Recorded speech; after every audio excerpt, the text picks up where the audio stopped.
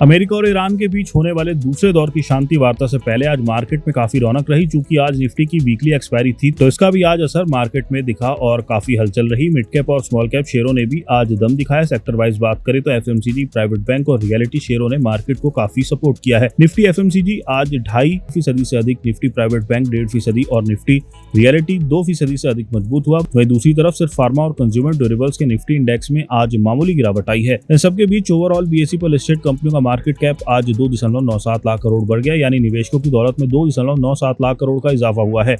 घरेलू equity benchmark indexes की बात करें तो दिन के आखिर में आज सेंसेक्स 753.03 पॉइंट्स यानी 0.96% की तेजी के साथ 79,273.33 और निफ्टी 50 211.75 पॉइंट्स यानी 0.87% की बढ़त के साथ 24,576.60 पर बंद हुआ। एक कारोबारी दिन पहले यानी 20 अप्रैल 2026 को बीएसई पर लिस्टेड सभी शेयरों का कुल मार्केट कैप 4,65,68,567.86 करोड़ था। आज यानी 21 अप्रैल 2026 को इक्विटी मार्केट का कारोबार बंद होने पर यह 4,68,66,661.50 करोड़ पर पहुंच गया। इसका मतलब हुआ कि निवेशकों की पूंजी 2,97,893.64 करोड़ बढ़ गई। सेंसेक्स पर 30 शेयर लिस्टेड हैं, जिसमें 17 ग्रीन जोन में बंद हुए हैं। सबसे अधिक तेजी आज ट्रेंट, एचयूएल और आईसीआईसीआई बैंक में रही। वहीं दूसरी तरफ बीईएल और टाइटन में आज सबसे अधिक गिरावट रही। 22 अप्रैल को कैसी रह सकती है बाजार की चाल? इक्विरिस वेल्थ के एमडी और बिजनेस हेड अंकुर पुंज का कहना है कि ग्लोबल बाजारों में आई तेजी ने घरेलू इक्विटी में निवेशकों के भरोसे को मजबूत किया है। बैंकिंग, एफएमसीजी और रियलिटी शेयरों में जोरदार खरीदारी से प्रमुख बेंचमार्क इंडेक्स ऊपर चढ़े। हालांकि निवेशक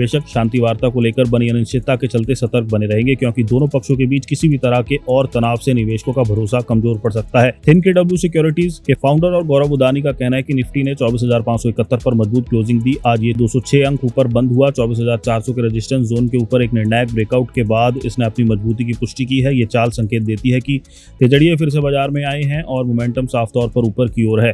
बैंक निफ्टी ने भी इस रैली को सहारा दिया और 765 अंकों की बढ़त के साथ 57,350 पर बंद हुआ।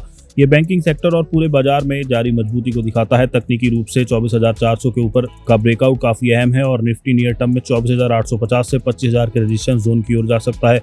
बाजार की बनावट पूरी तरह से पॉजिटिव बनी हुई है। अगर मोमेंटम बना रहता है तो और भी ऊंचे स्तर देखने को मिल सकते हैं। नीचे की ओर 24,300 से 24,400 अब एक अहम सपोर्ट जोन का काम करेगा, जहां गिरावट आने पर खरीदारी में दिलचस्पी बढ़ने की उम्मीद है। जब तक कि इंडेक्स सपोर्ट लेवल ऊपर बना रहता है, गिरावट में खरीदारी की रणनीति पर कायम रहे। एसबीआई सिक्योरिटीज के तकनीकी और डेरिवेटिव अनुसंधान हेड सुदीप शाह ने कहा कि आगे निफ्टी के लिए 24,660 से 24,700 पर स्थित 100 डे ईएमए जोन एक अहम रेजिस्टेंस का काम करेगा।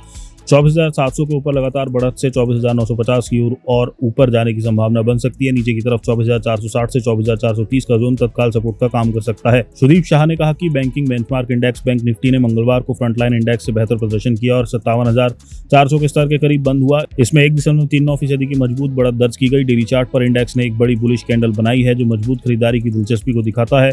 खास बात यह है कि बैंक निफ्टी अपने 100 डे और 200 डे ईएमए से ऊपर बंद होने में भी कामयाब रहा, जो एक पॉजिटिव तकनीकी बदलाव है और ट्रेंड की मजबूती में सुधार का संकेत देता है। अगर मौजूदा चार्ट फॉर्मेशन के आधार पर बैंकिंग इंडेक्स से तेजी जारी रखने की उम्मीद है और ये 58,000 के स्तर को और उसके बाद नियर टर्म में 58,500 के स्तर को फिर से टेस्ट कर सकता है। नीचे की ओर 56,800 से 56,700 का जोन एक तत्काल सपोर्ट जोन के रूप में काम कर सकता है।